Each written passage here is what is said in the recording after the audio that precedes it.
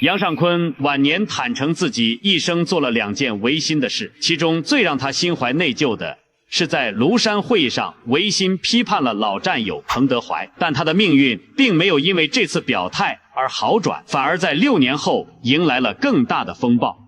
如果還沒看過完整內容，點擊頭像進入主頁，找到上集觀看。這集咱們接着往下看。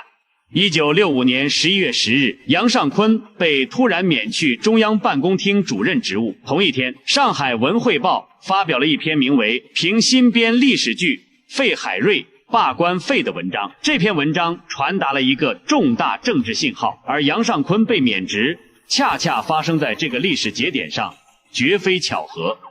1966年7月，楊尚昆開始被隔離審查。12月25日，他被押回北京，開始遭受無休止的批鬥。那個曾經為保存黨的歷史文獻而做的錄音工作，被歪曲成駭人聽聞的秘密竊聽，成了他最大的罪狀。对於所謂秘密錄音問題，楊尚昆始終堅持自己的看法。他說，這件事本來很簡單，就是為了保存黨的歷史文獻，但被反動派搞得神秘化了，成了整人的工具。他甚至認為，錄音不但不是他的罪過，反而是一大功勞。真正讓他痛心的是，1961年銷毀了大批錄音帶，不知有多少珍貴史料化為灰燼。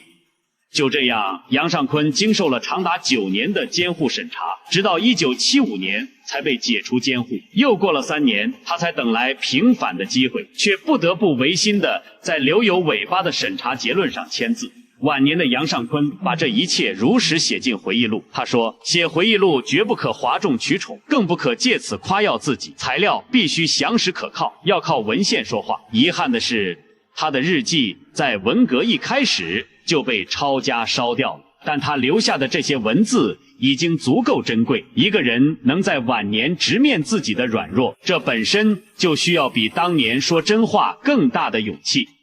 好了，今天的故事就講到這裡，關注我，了解更多歷史故事。